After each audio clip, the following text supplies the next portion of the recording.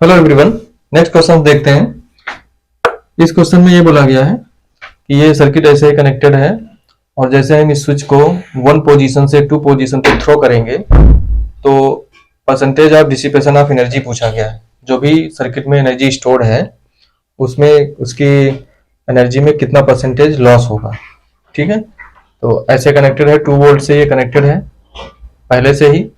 जैसे ही हम स्विच को 1 से हटा करके 2 में कनेक्ट करेंगे तो रीडिस्ट्रीब्यूशन होगा और फिर स्टेडी स्टेट हो जाएगी। ठीक है, और उस तरीके से फिर से इस पूरे सिस्टम में एनर्जी कुछ स्टोर हो जाएगी, लेकिन इस प्रोसेस में कुछ एनर्जी का लॉस होगा। ठीक है ना, दैट एनर्जी लॉस्ट का परसेंटेज पूछा गया है। कहने का मतलब जो परसेंटेज लॉस है वो पूछा गया है। तो जो हमारा लॉस हुई अपॉन इनिशियल इनटू 100, ये हमारा लॉस का परसेंटेज लॉस का फार्मूला होता है। ठीक है, तो केवल इस सर्किट में इस स्विच को यहां से यहां कनेक्ट किया गया बस। ओके, दूसरा क्वेश्चन देखिए। दूसरे क्वेश्चन में ये है, ये सर्किट इस तरीके से स्टेडी स्टेट में है, ये बोला गया है।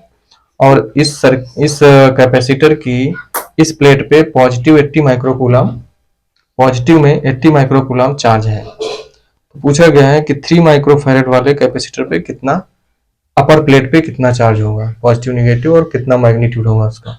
ठीक है, तो ये तो बड़े सिंपल ही क्वेश्चन है। तो देखिए यहाँ पर अभी ये पहले से इसमें लॉन्ग टाइम से कनेक्टेड है, स्टेडी स्टेट पहले से ही है, बनी हुई है क्वेश्चन में। तो इस पर चार्ज कितना आ जाएगा, इसके क्रॉस वोल्टेज 2 वोल्ट होगा और कैपेसिटेंस ये है, तो Q इक्वल टू CV से निकाल लेंगे, मल्टीप्लाई कर लेंगे, 4 माइक्रो कूलम ये चार्ज होगा, 2 टू जा 4। तो 4 वोल्ट 2 वोल्ट तक ये फुल्ली चार्ज है पहले से, इसमें कोई करंट नहीं जा रही है, स्टेडी स्टेट बनी हुई है पहले से ही। और 2 वोल्ट इसके प्लेट्स के क्रॉस वोल्टेज है अभी इनिशियली, जब तक इसको हम इधर नहीं ले गए। और चार्ज कितना है, 4 माइक्रोकूलम। ठीक है, उसके बाद जैसे ही यहाँ कनेक्ट करोगे तो अब ये इसके अंदर जो भी चार्ज था वो इस पे भी जाना स्टार्ट कर देगा। ये 8 माइक्रोफैरेड का है, इसके अंदर कुछ डाइलेक्ट्रिक वगैरह भर दिए हैं इसे, उससे कोई मतलब नहीं है। तो जब भी डाइलेक्ट्रिक हम बीच में लाते हैं प्लेट्स के बीच में तो कैपेसिटेंस बढ़ जाता है। तो बढ़ा हुआ कैपेसिटेंस लिखा भी है, 8 माइक्रोफैरेड है, और कुछ नहीं बोला गया है, बस इस तरीके से फिगर दिखाया गया है। ठीक है, तो जैसे ही कनेक्ट करेंगे डिस्ट्रीब्यूशन चार्जेस होगा, इस पे कुछ चार्ज आ जाएगा, कुछ इस पे हो जाएगा, और एक कॉमन पोटेंशियल डिफरेंस, क्योंकि ये हो जाएंगे पैरेलल में, फिर इस तरीके से दोनों पैरेलल में हो जाएंगे तो पोटेंशियल डिफरेंस, एक कॉमन पोटेंशियल डिफरेंस क्रिएट हो जाएगा और चार्जेस कुछ होंगे दोनों पे अलग अलग। ओके, तो उस समय पूरे नेट सिस्टम की इधर का कहानी खत्म हो गई, सेल तो हट गई, इधर जो भी चार्ज है वो तो कंजर्व रहेगा by the charge conservation law. Charge तो वही रहेगा, 4 माइक्रोकूलम अभी भी है, और दोनों पर मिलाकर के तभी भी 4 माइक्रोकूलम ही होना चाहिए। ओके, बट स्टोर्ड एनर्जी कैसे निकालेंगे, दोनों पैरेलल में होंगे, कैपेसिटर्स को ऐड कर देंगे, वोल्टेज निकाल लेंगे, और हाफ CV स्क्वायर से हम लोग क्या निकाल लेंगे, एनर्जी, फाइनल एनर्जी। और इनिशियल एनर्जी कितनी है, इनिशियल एनर्जी है UI कह देते हैं हम लोग इसको, हाफ CV स्क्वायर, जब तक इसको कनेक्ट नहीं किया गया उसको। तो हाफ C कितना है, 2 इंटू V स्क्वायर 4, तो half C into V square, ये इनिशियल स्टोर्ड एनर्जी हमारी थी इस सिस्टम में, जो कैपेसिटर में स्टोर थी in the form of electrostatic field. Okay, ये हो गया अपना 4। अब देखिए V तो वोल्ट में है, C हमारा किस में है, माइक्रो फैरेड में, तो ये एनर्जी आएगी माइक्रो जूल में। ओके, वो यूनिट से मैं मतलब नहीं, मैं तो परसेंटेज निकालना है, तो नंबर से मतलब है। तो ये आ गई इनिशियल। फाइनली देखिए जब इससे कनेक्ट हो गया, सारी चीजें हो गई, तो इन दोनों के बीच एक पोटेंशियल डिफरेंस क्रिएट हो जाएगा, उसको हमने मान लिया V डैश, उसको मान लिया V डैश।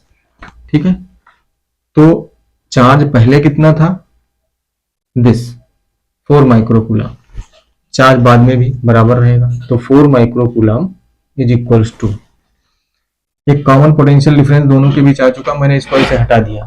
ठीक है, इसको जैसे ही हटाओगे तो ये ऐसे हो जाएगा, तो दोनों के बीच एक कॉमन पोटेंशियल डिफरेंस होगा, उसको V डैश माना गया। तो इस पे चार्ज कितना आ जाएगा, Q equals to CV, C into जो भी कॉमन पोटेंशियल हमने माना हुआ है, वी डैश, यहां से यहां तक के बीच में। तो ये भी Q is equal to C V से करेंगे, तो see this and V why V dash. ठीक है, तो हम लोग क्या करेंगे, टू, या ये कर सकते हैं कि टोटल हमारी कैपेसिटेंस कितना हो जाएगा, पैरेलल में लगे हुए ऐड कर दो, कितना आ जाएगा 10, और सिंपल हो गया। और कॉमन पोटेंशियल डिफरेंस हमने कितना मान रखा है, वी डैश, वी डैश। ठीक है, तो पहले जो Q is equal to C V था और बाद में total Q is equal to C V same होना चाहिए, चार्ज तो लॉस होगा नहीं। ठीक है, by charge conservation law, distribute हो सकता है इधर से उधर। तो ये अपना हो गया 4 माइक्रो कूलम, और बाद में total capacitance 10 into common potential जो रिडिस्ट्रीब्यूशन के बाद डेवलप होके आया फाइनली, वो वी डैश माना। तो वी डैश फिर कितना आ जाएगा 0.4। ठीक है, इतना वोल्ट। तो अब फाइनल अगर हम पोटेंशियल एनर्जी लिखें या final energy of the system, तो उसको हमने यूएफ कह दिया, half C into V dash square. ठीक है, इसको भी सी डैश कह दिया। सी डैश क्यों, क्योंकि बाद में इक्विवेलेंट कैपेसिटेंस कितना है, बाद में है 10। ठीक है, 10 into V dash square, V dash square ये है, 0.4 का स्क्वायर करोगे तो 0.16 आ जाएगा। तो ये हो गया अपना 1 पॉइंट, इसको कैंसिल करेंगे 1.6 बाई 2, तो 0.8, ये आ गया यू फाइनल।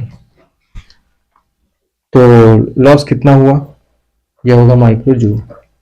लॉस हो जाएगा you initial minus you final, ये डेल्टा एफ हो गया, डेल्टा यू। तो यू इनिशियल कितना था 4 माइनस 0.8, दैट मीन्स 3.2।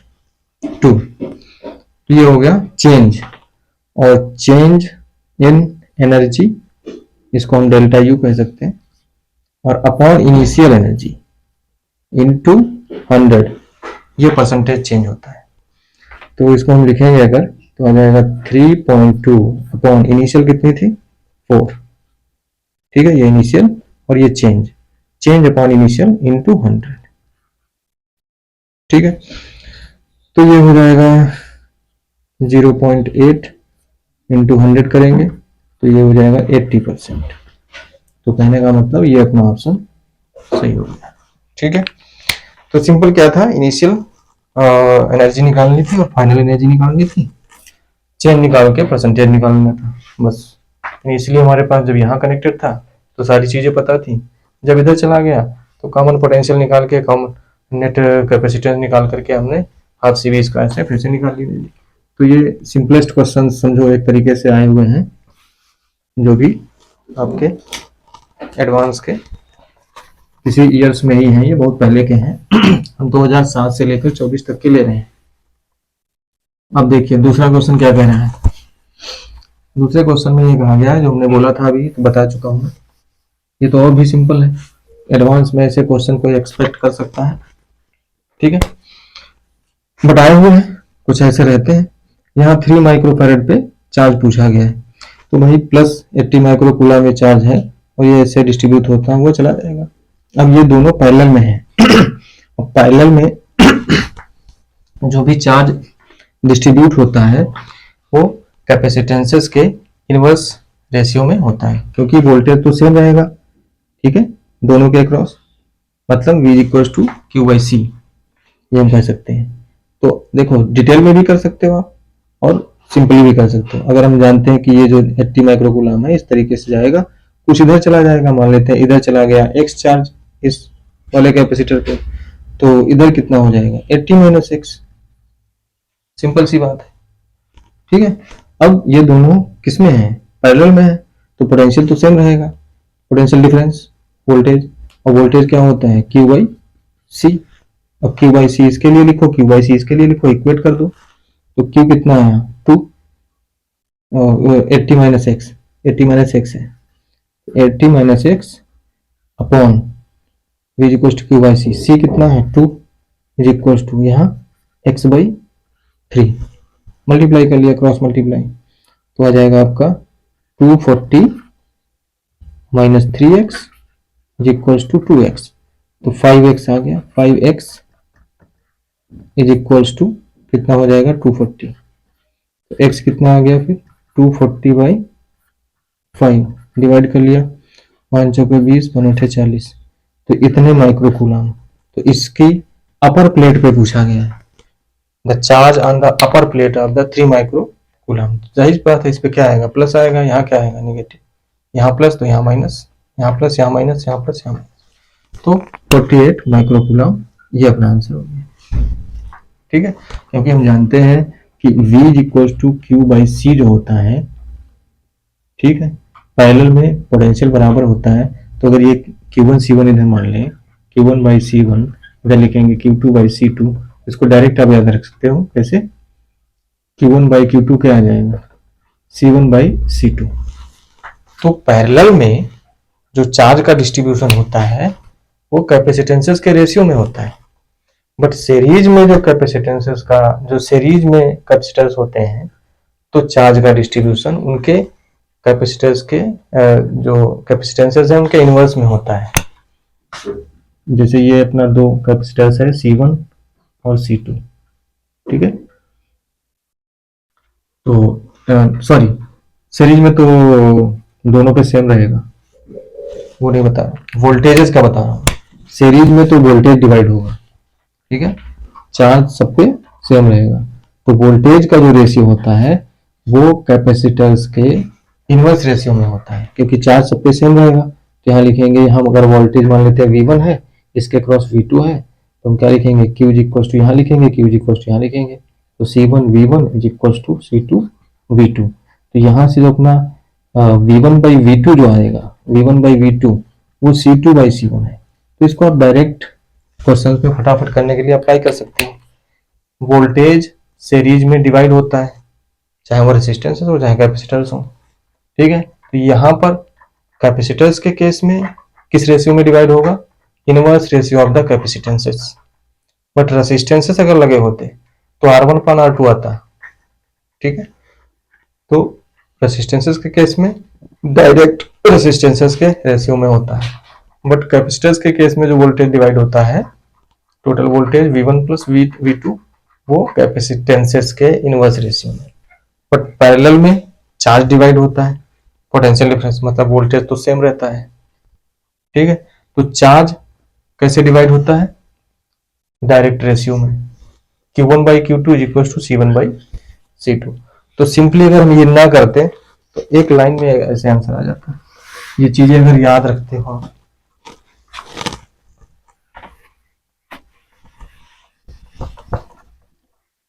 ठीक है। तो पैरेलल में हमारा जो चार्ज डिवाइड होता है वो कैपेसिटेंसेस के रेशियो में डिवाइड होता है, ठीक है। तो 80 माइक्रो कूलम आएगा, कुछ इधर जाएगा कुछ इधर जाएगा, ओके। तो डिवाइड किस रेशियो में होगा, 3:2, ये 3 है, ये 2 माइक्रोफैरड था, इस रेशियो में ये पूरा 80 माइक्रो कूलम डिवाइड हो जाएगा।